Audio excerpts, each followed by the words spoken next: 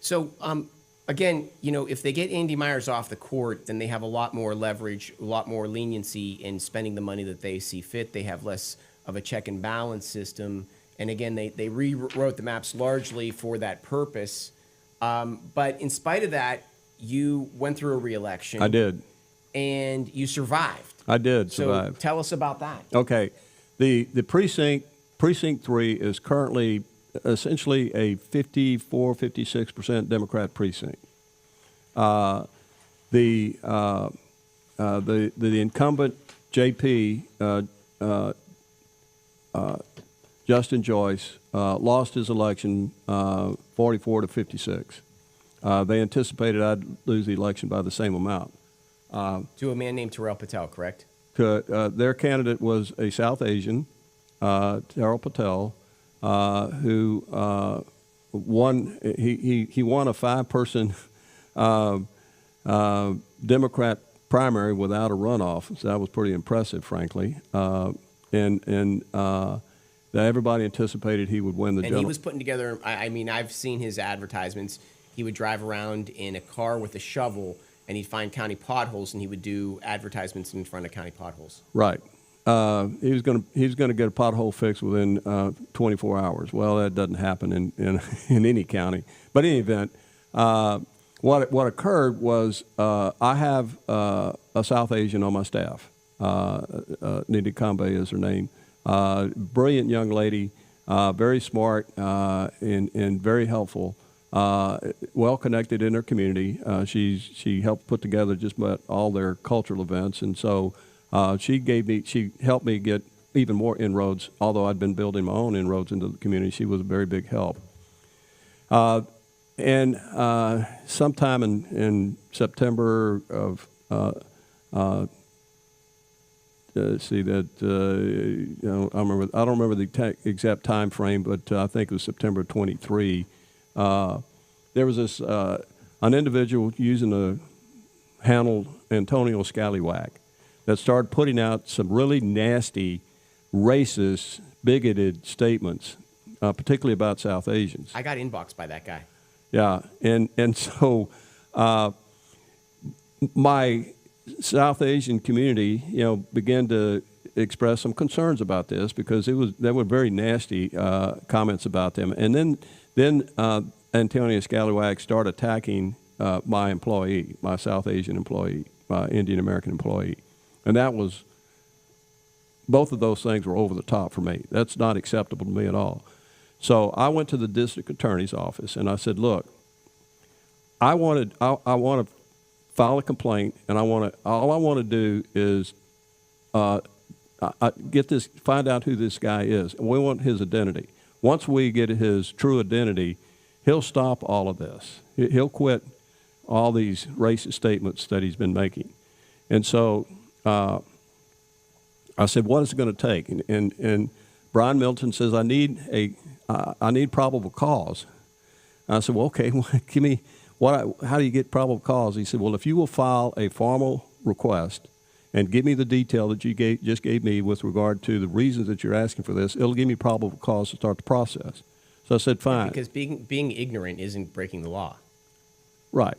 So I said, fine, I'll do that, and I did. So he started the investigation, and then sometime in the summer of 24, he mentioned to me, he said, we have identified who Antonio Scallywag is, and you're going to be rather happy about that. Real quick, what was the probable cause that he acted on?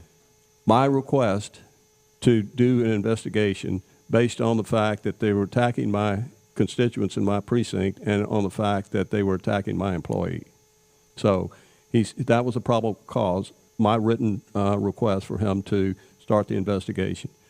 So in June 12th of 24, we'll get the big announcement they've arrested Antonio Scallywag, a.k.a. Terrell Patel, and it went downhill from him. He ended up with 9 criminal indictments. Excuse me.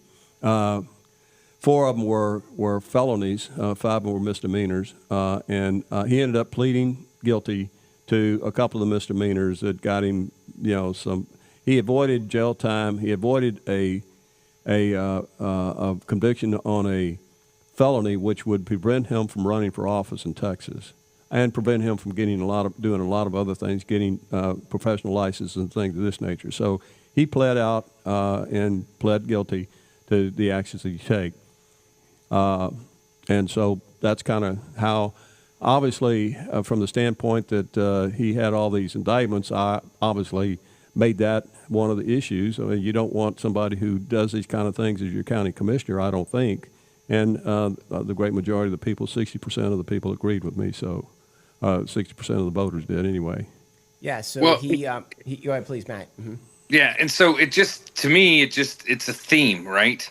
So, we had, middle of the night meetings for maps. We have, a consensus of somebody who clearly should know Robert's Rules of Order and understand what is germane and not germane, and making a big goof about that, I guess, if you will, or purposely misleading the commissioner's court, right? I don't know which it is, but that's a possibility, and then we have other, so it's just in Fort Bend County, unfortunately, the Democrat Party is full of corrupt individuals that continue to, attack and try and mislead and and lie to the people and the voters and the constituents that they represent. Fort Bend County is one of the fastest growing counties in the country. It's pivotal in Texas elections.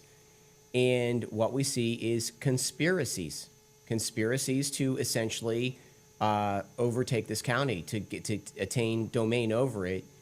And I mean, we've had more than enough examples on this, in this short talk that we've had so far. Well, Andy, I mean, again, I started this thing out saying your contributions to the county because you exposed this agenda to such an extent with that meeting with the district attorney. But then that led to the upheaval of the KP George reign over Fort Bend County. This guy was their MVP, their star player. And he was like Teflon Don in the elections. And because of your initiating this investigation, it led to him going down too, or he's on the way down, right? Well, he's been charged with some misdemeanors and some felonies Because the investigation into Terrell Patel discovered that KP was Correct. doing the same thing. What they discovered is that there was a nexus between Terrell Patel, who was KP's chief of staff also at one time, and KP.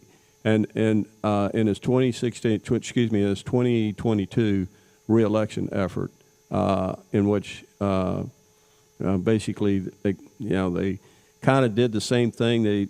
Antonio Scallywag kind of did the same thing to help KP in his reelection, and so they made a connection between KP and Terrell Patel on that basis. So KP was having Terrell Patel use Antonio Scallywag for his political benefit as well. Well, I think that it was more Terrell Patel's suggestion, and KP kind of went along with it. Well, I mean, that's the same thing, right? I mean, you can say no. You're a professional. Well, you're the chief true, executive. you can, but I think it was Terrell Patel leading KP more than KP leading Terrell Patel. He did go along with it. That's obvious.